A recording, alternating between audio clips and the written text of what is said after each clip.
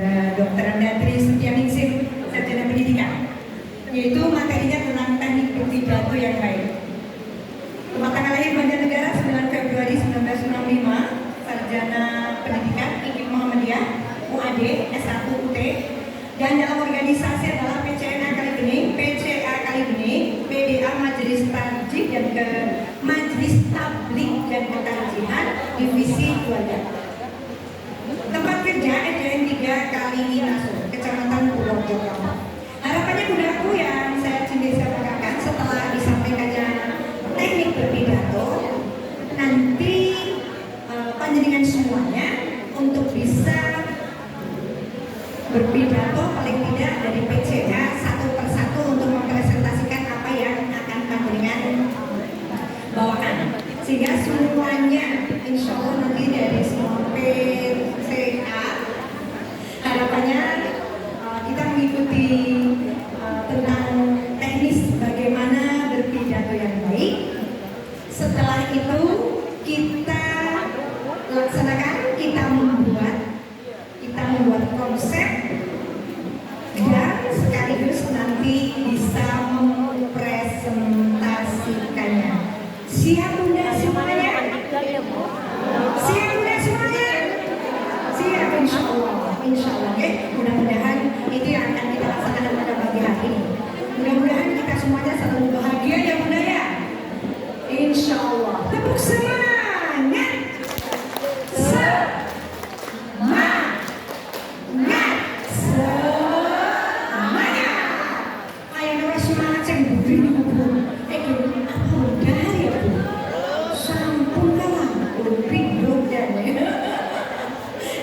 Mari kita bersama-sama untuk mengikuti jalannya pemaparan dari Putri Setianingsih SPD. Disilakan.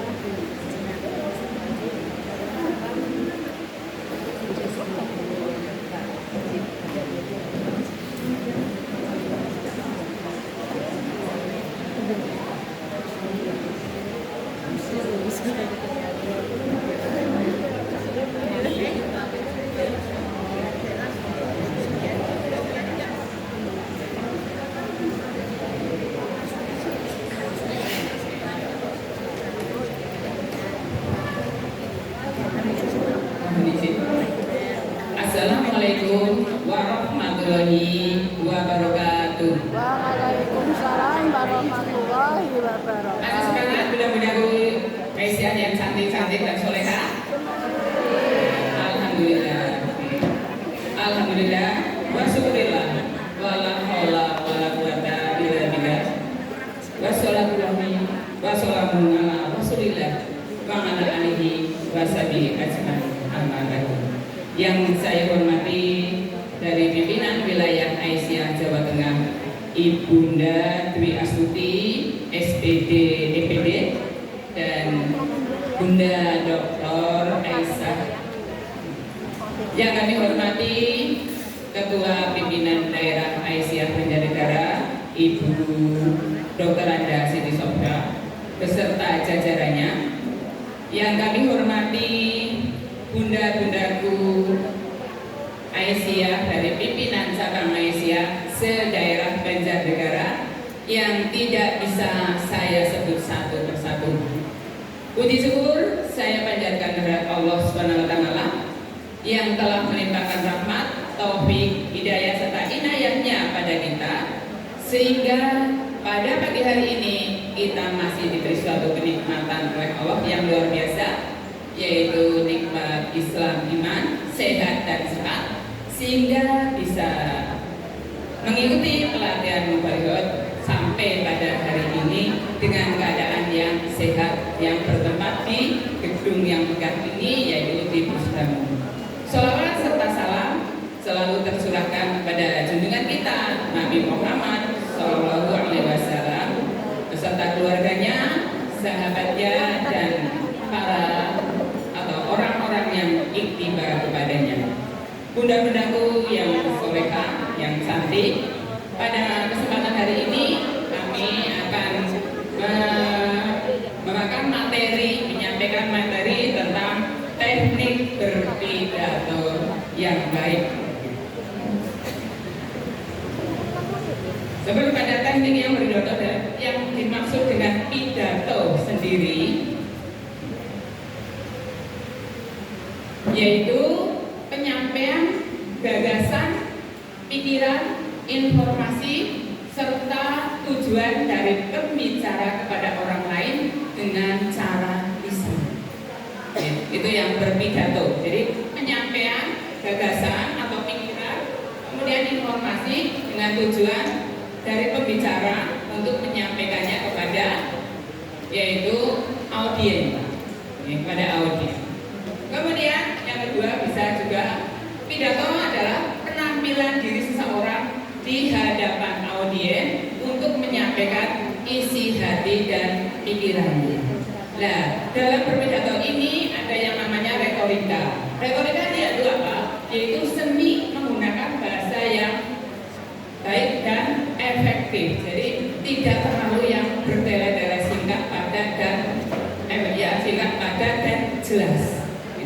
Itu pada pengertian berpidato. Next.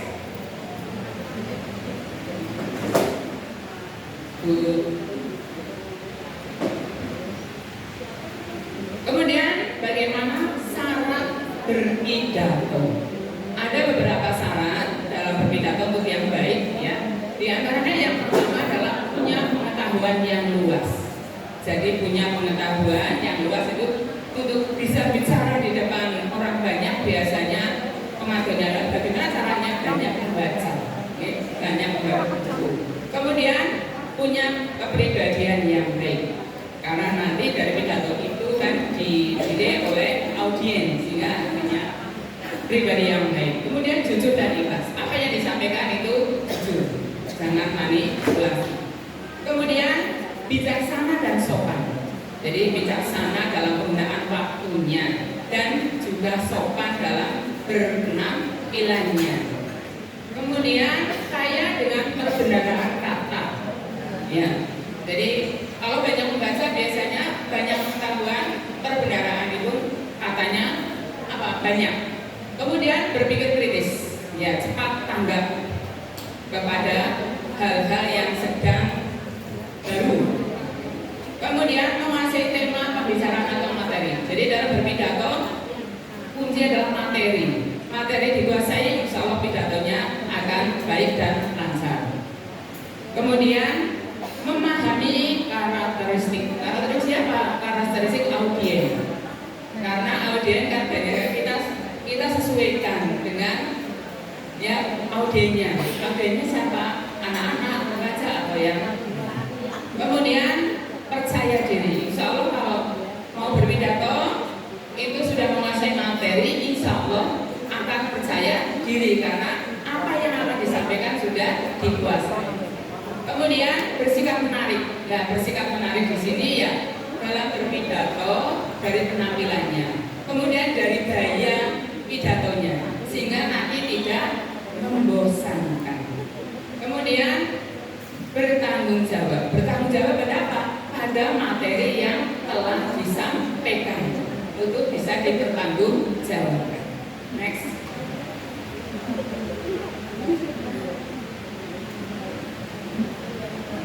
Kemudian berikutnya yaitu ada metode penampilan berpidato. Jadi perlu untuk berpidato ada metodenya. Metodenya apa? Di antaranya metode manuskrip, yaitu metode membaca naskah. Berarti naskah sudah disiapkan betul-betul, kemudian hanya dibaca. Biasanya para pejabat itu biasanya pidato kenegaraan itu membaca naskah, hanya membaca saja. Kemudian metode memoriter, metode yang menghafal materi. Jadi materi sudah disusun sedemikian rupa, kemudian dihafalkan sehingga dalam penyampaiannya sudah dibaca. Biasanya teknik ini digunakan pada lomba berpidato. Biasanya menghafal materi. Biasanya anak yang ikut lomba berpidato biasanya tidak bawa teks, sudah hafal materinya. Itu biasanya digunakan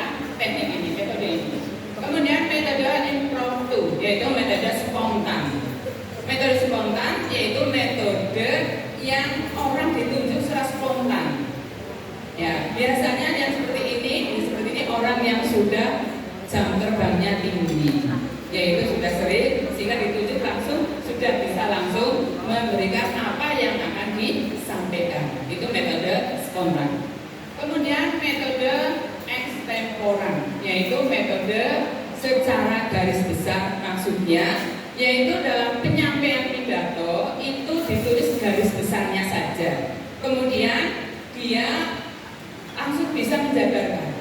Biasanya ada membawa catatan kecil, itu garis besarnya yang akan disampaikan, kemudian dia sudah bisa menjabarkannya dengan leluasa, tapi juga harus ingat tadi adalah ada yang ingat waktunya. Next.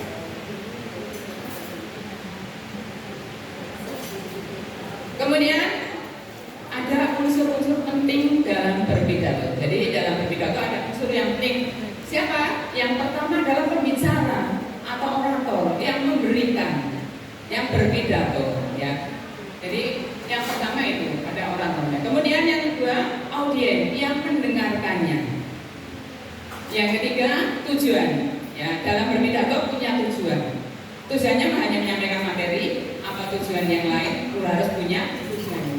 Kemudian isi pidato. Nah, ini isi pidato yang harus dipersiapkan, harus ada isi pidatonya. Isi pidatonya bagus, biasanya biarkan isi pidatonya bagus. Oh, itu dia ada kurang menarik, kurang bagus. Oke, ada isi pidatonya. Kemudian persiapan. Jadi dalam berpidato harus disiapkan, yaitu sudah disusun sedemikian rupa, yaitu disiapkan naskahnya, sudah direncanakan. Kemudian ada teknik sebetulnya, ya. Teknik yang tadi kita menggunakan metode apa? Teknik itu gimana, ya? Teknik berpidato. Jadi kita menggunakan metode apa? Yang membaca, apa yang tadi membaca naskah, atau hanya yang garis besar, atau yang menghafal. Di situ ada.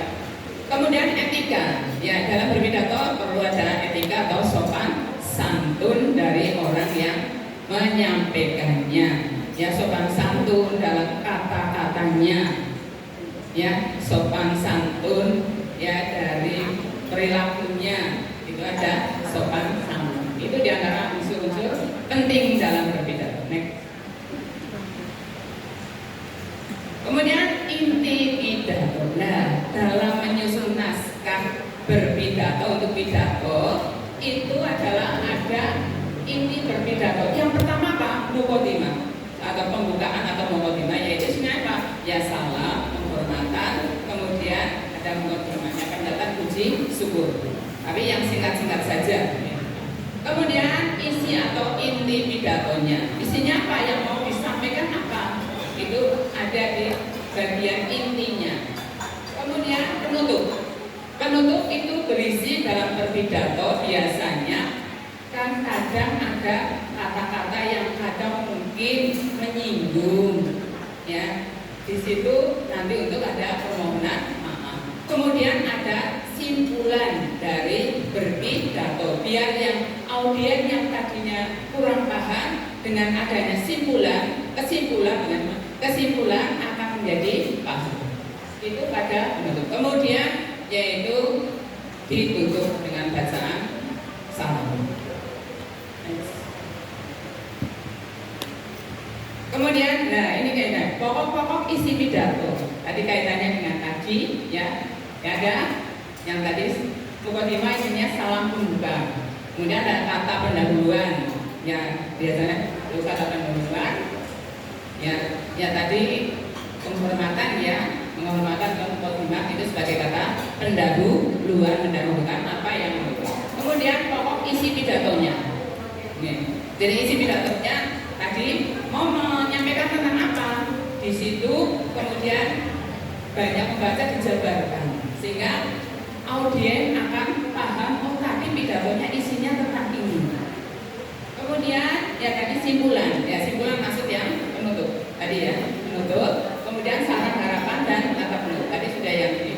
Next.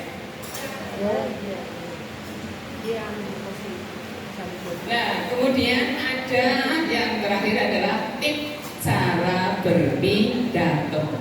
Ya, biasanya untuk biar cara apa? Ada tips, yaitu pada berpidato kita awali dengan senyum. Ya, senyum yaitu dengan mungkin tersenyum dengan audiens, sehingga dalam audiens merasa diperhatikan, senang. Dan juga bagi yang pidato dengan melemparkan senyum seperti itu juga untuk mengurangi rasa grogi juga. Kalau yang grogi itu kan ada grogi. Nah, itu lemparkan senyum sehingga audiens kok ada antusias untuk mendengarkan apa yang akan disampaikan. Tadi awali dengan senyuman. Jadi tersenyum dulu, ya senyum lah. Senyum juga ibadah ya. Kemudian yang kedua yaitu menyapa audiens. Menyapa, selamat pagi, apa kabarnya? Ya, menyapa. Oke. Bagaimana kabarnya hari ini? Baik-baik bukan? Nah, itu kan menyapa. Nanti kan ada jawaban dari audiensnya. Jadi menyapa. Kemudian lakukan kontak mata dengan audiens. Jadi dalam berpidato itu ada ya kontak mata. Kadang apa? Kita memandang audiens. Ya, ada kontak mata sehingga audiens ada yang memperhatikan, ada yang tidak juga. Nah, yang perhatian, nah, itu ada kontak mata dari apa? Dari pembicara dengan yang mendengarkan atau audiens. Kemudian yang berikutnya yaitu memahami dengan baik materi yang disampaikan. Ya, betul-betul kalau mau pidato itu materi disiapkan betul. So, bunda-bunda Malaysia sudah biasa, tadi juga bagus-bagus dan dalam apa kajian materi atau kultum itu biasanya juga sudah terbiasa ya pada bunda-bunda Malaysia. Kemudian berikutnya berpidato dengan suara yang lantang. Ya, suaranya keras, tapi kalau jangan keras terus. Ya, ada masanya ya, kadang mungkin itu, kadang jadi jangan keras terus. Jadi keras lantang ini mungkin kalau seperti ini jauh banyak itu perlu lantang karena mungkin yang di belakang kadang tidak mendengar apa yang dia bicarakan. Seperti kemarin ya pada waktu lampu kan ya yang di belakang itu ada nggak sedang bicara apa ya. Nah itu perlu kadang mari tidak perlu luar biasa sekali bunda. Itu luar biasa sekali. Walaupun mati lampu semangatnya luar biasa perlu tidur gitu ya. Berbicara dengan suara yang lantang. Kemudian jangan terpaku untuk selalu berada di belakang podium. Ya, apabila ada podium itu ya biar jangan kaku, jangan di belakang podium. Bisa ambil mic-nya, kemudian bisa jalan-jalan mendekat ke audiens. Itu kalau justru biasanya akan terjadi kontak mata dengan audiens. Itu. Tapi kalau seperti itu biasanya menguasai materi. Kalau yang biasanya hanya membaca teks biasanya berada di belakang podium. Ya, yang membaca teks gitu ya. Tadi kan ada metode membaca teks, itu biasanya berada di belakang podium. Nah, itu bisa ambil kemudian jalan-jalan seperti Budwi ya, kemarin penyampaiannya kan luar biasa ya. Yang itu dekat sekali dengan audiens juga antusias gitu ya, yang mendengarkan juga. Kemudian berikutnya yaitu tidak tergesa-gesa dalam berpidato. Jadi suaranya jangan ya kadang ada yang memang ada yang cepat ya. Nah kadang ada yang cepat karena dikejar waktu. Kadang ada waktu ada sekian. Makanya kalau pidato diukur dengan waktu harus betul-betul diperhatikan isi pidatonya. Jangan kalau 5 menit kita harus untuk 5 menit bicara 5 menit apa sih materi yang perlu disampaikan, tapi apa ya jelas padat gitu, ya jelas padat itu berisi gitu. Di situ jadi jangan tergesa-gesa, tapi ini juga perlu latihan karena apa ya dalam berbicara itu biasanya yang cepat sekali, ada yang kalau sudah biasa biasanya bisa mengatur temponya, ya. Bisa mengatur tempo untuk apa penyampaian materinya. Kemudian perlu yang terakhir memperhatikan durasi, yaitu tadi waktunya. Ya kita untuk berpidato biasanya ada ya diberi waktu untuk berapa menit atau berapa jam. Kalau yang berapa jam yang itu biasa berapa menit. Seperti nanti ada praktek pidato harus itu ya ukur durasi waktunya singkat, padat dan jelas. Itu. Tapi menyangkut ada pembukaan, ada isi, ada penutup. Ya, tapi itu waktunya, sehingga kalau hanya 5 menit pembukanya jangan terlalu yang bertele-tele, jangan terlalu yang panjang, karena mengingat nanti kalau pembukanya terlalu panjang, intinya tidak kurang tercapai. Yang mau disampaikan kurang tercapai.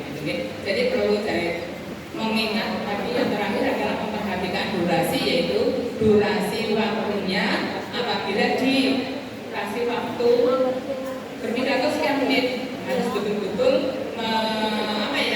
merancangnya, membuatnya itu harus diperhatikan. Bukan dimaunya pembukanya berapa itu isinya, kemudian penutupnya. Jadi kiranya ini itu yang bisa saya sampaikan dalam teknik berpidato. Semoga ini menjadi bekal panjenengan semua untuk, saya yakin sudah terbiasa, mudah-mudahan Asia sudah terbiasa kultum, kemudian pengisian pengajian itu sudah terbiasa. Insya Allah ini hanya untuk saling mengingatkan saja. Semoga saja bisa bermanfaat. Kemudian nanti pada teknik berpidato ada praktek berpidato, nanti ada durasinya ya, hanya berapa menit. Maka perlu diperhatikan dalam berpidato ini bukan pidato secara yang nanti praktek untuk secara bukan secara offline tapi yang secara online. Jadi durasi hanya biasanya ada ya, orang itu kan ada dari pimpinan daerah juga itu hanya 2 menit atau 3 menit, tapi sudah meliputi pembukaan, inti dan juga penutup. Kiranya ini saja yang bisa saya sampaikan untuk pembagian